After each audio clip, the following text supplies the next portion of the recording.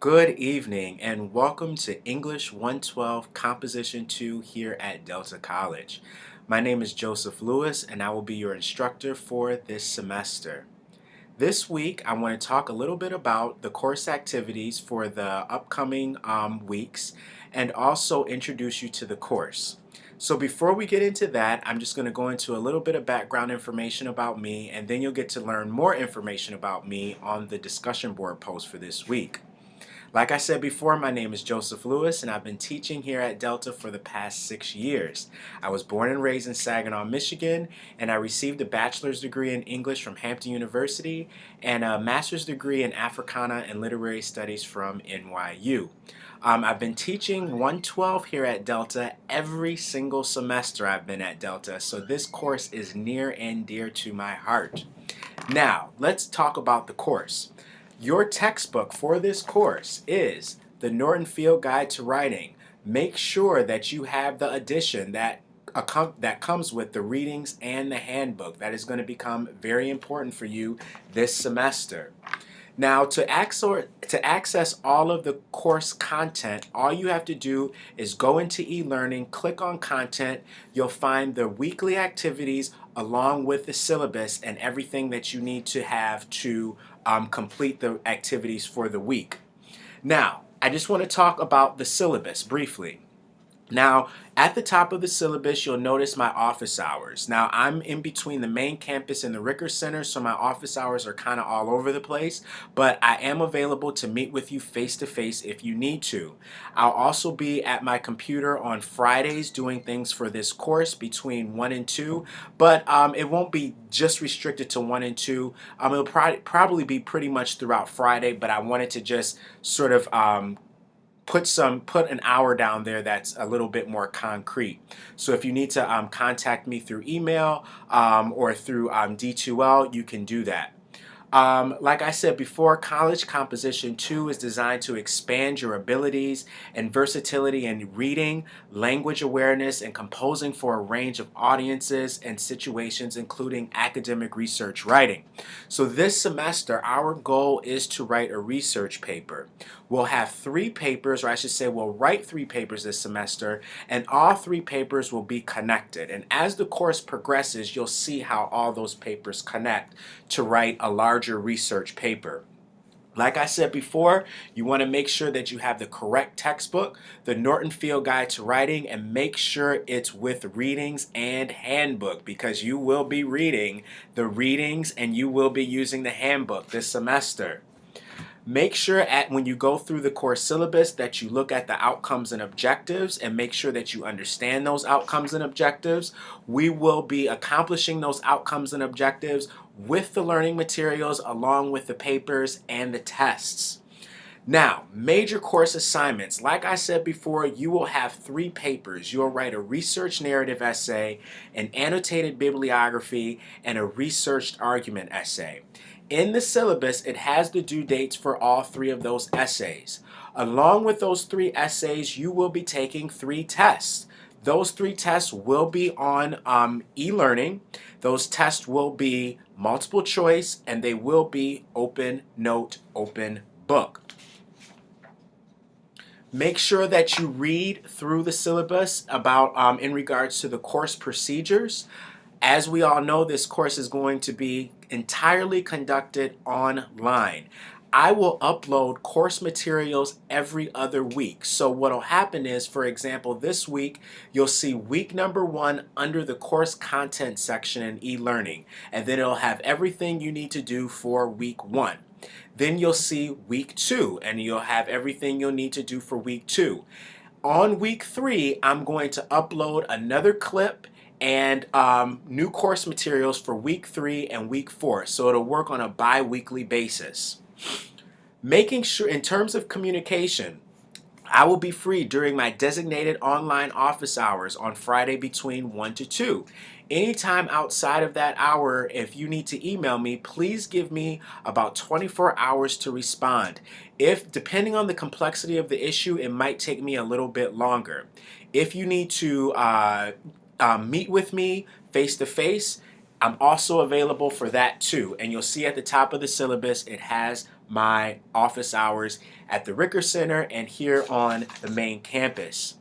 The way I'm going to take attendance this semester is through the discussion boards. The discussion boards will not negatively impact your grade, but the discussion boards are designed for you to engage in the course materials, talk to other students about what you're reading. I'm not going to critique your responses. I'm not giving you a grade on your responses, but again, this is for you to discuss the material with your peers.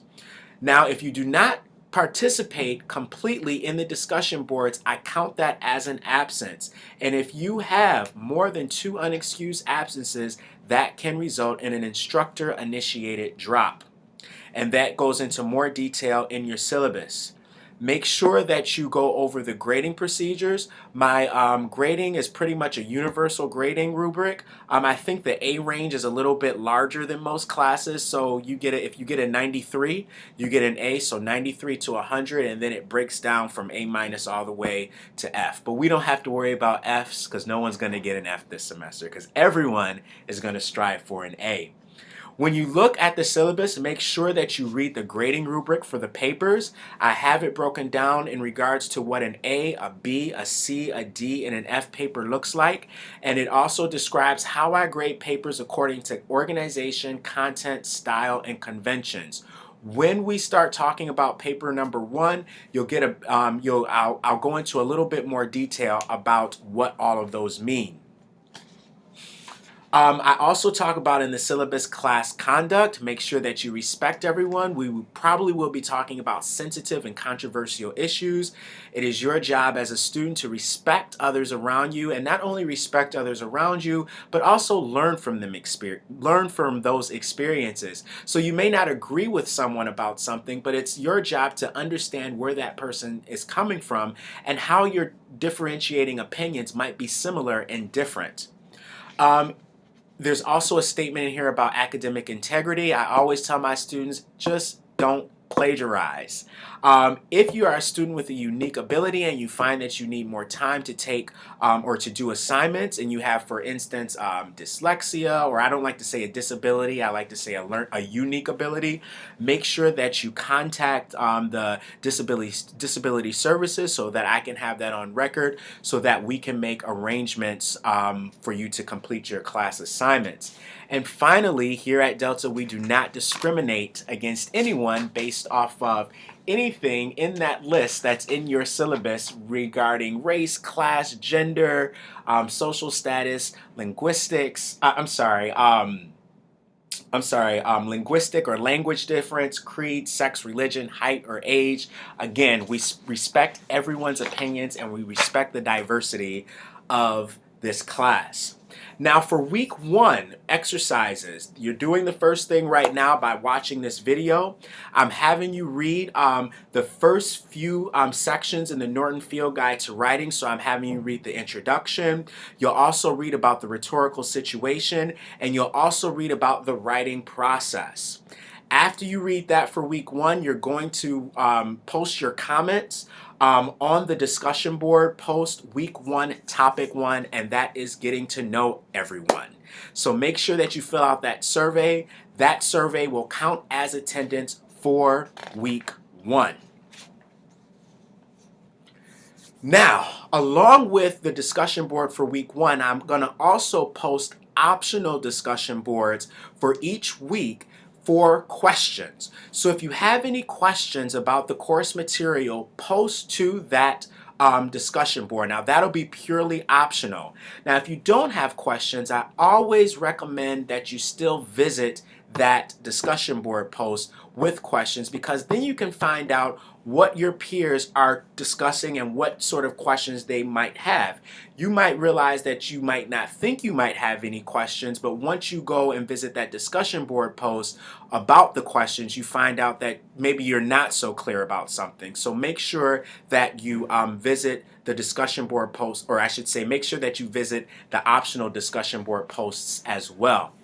Week 2 is also posted under the content section. Week 2, you're going to continue through with your readings in the Norton Field Guide to Writing. And I've also uploaded your assignment sheet for paper number 1. Paper number 1 will be a narrative research essay. And in your narrative research essay, you will develop a topic of research and you're going to make a personal connection to this topic. So basically, you're going to tell your audience what you want to research for the course of the semester and what in your life has led you to want to learn more about this topic. Now, along with that, I have included two sample student essays that are narrative research essays from past semesters. So for the discussion board post for week 2, you're going to have to read those essays and comment on those essays. And I want to get a discussion going about how you are reading those essays and how you're responding to them. For the discussion board post 2, you do not have to reply to other students' posts, but I highly recommend that because it helps you get a better understanding of what you're reading and how you are analyzing the course materials. So that's pretty much what I have to say for weeks 1 and weeks 2. Again, if you need to contact me, make sure that you send me an email or you can post to the discussion board. There's also questions. If you have any questions about week 2 learning materials, you can also post to the discussion board. So in the meantime, make sure that you read your course materials carefully. Happy writing, and I'll see you in cyberspace.